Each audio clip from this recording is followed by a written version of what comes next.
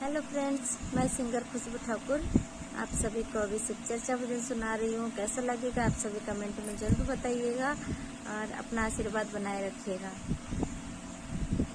हे गौरा कवन गुनवा बाटे तोहरा भोला में, चर्चा होला टोला टोला में ना।